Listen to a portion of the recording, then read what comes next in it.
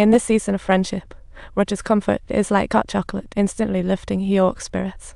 This pure friendship gave York the courage to keep going, like Red Bull giving people wings. Sometimes what holds us back isn't the mundane distractions around us, but an invisible web of fear in our hearts. York entered the venue in Galway, resembling a clown in an out-of-place tuxedo, grandly introducing Roger to the Archbishop. He wanted Roger to be part of the event, and even suggested the royal box, bursting with pride and surprise. However, the Archbishop was deeply dissatisfied with this obscure figure, uncovering after a thorough investigation that Roger didn't even possess a license. So he spilled the big news to York, who felt as fragile as a freshly cracked egg. Roger honestly explained he never considered himself a doctor, just a language technician who helped some stammering soldiers. These young soldiers struggled to speak due to deep-seated fears. Their battlefield nightmares were like unwanted guests. Roger was willing to be their confidant, like a secret keeper for their hearts. But York wasn't having it, still furious over his friend's lie, like a hot dog left in the rain. He angrily charged Roger with betraying his trust, making life feel like a joke. Roger spoke bluntly and honestly, declaring, "I am the king, and it is far from as easy as you might imagine. The entire world, without exception, needs to heed my commands." His powerful words echoed in the room. York finally broke his silence, buzzing like he'd won a VIP ticket. He was amazed at how fluently he expressed himself, realizing Roger's good intentions, courage swelling like he'd taken an energy bar. This was indeed a vicious cycle, akin to a mouse incessantly chasing its own tail in circles. Avoiding problems never works. Accepting your flaws is the secret to unlocking your potential.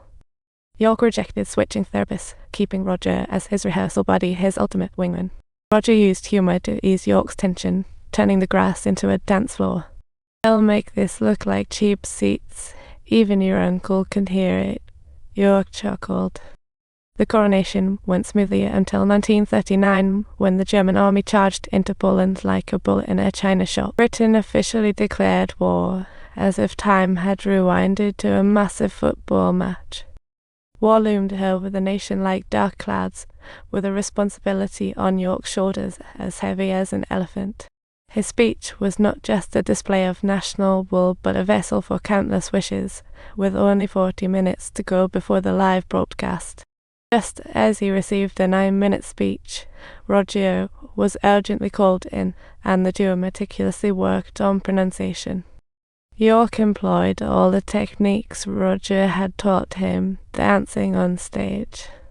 The broadcast countdown began. The walk to the studio felt like a long runway.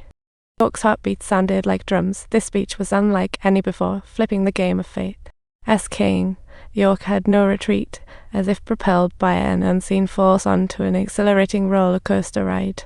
We wander unsteadily through fear and complaints, but when it's all behind us, upon looking back, we profoundly realize it was indeed the recipe for growth.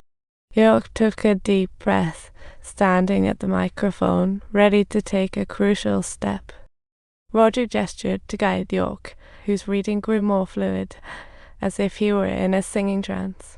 Everyone listened intently, as if in a trance, relishing this uplifting moment. York's speech hit its stride, akin to an exclusive first-class party aboard an aircraft. Each word held power, swirling in the air like a vibrant melody. "My family, my people. I call upon everyone to maintain calmness and unite with unwavering courage together. Even if challenging days may lie ahead, all we can truly do is to persist." York now stood on a vast life stage, facing an unjust fate without fear. The turmoil within him was no longer shadowy, but the symphony of struggle and courage. The speech resonated like a perfect encore, concluding with the final word. Everyone was bursting with excitement. Roger joked, "You still stammered on a few words." York quipped back, "That was just tactical stuttering to remind everyone it's really me speaking." Roger internally celebrated, knowing York was no longer shackled by his stammer. He achieved a soul-shaking transformation, becoming a true king, like a shining star. York stepped out, eyes sparkling with confidence and ease, like a lion surveying its kingdom. Each step radiated regal charm, greeted by waves of applause and cheers. "I'm a hero, you are the king, speechless. Congratulations. Gentlemen, congratulations."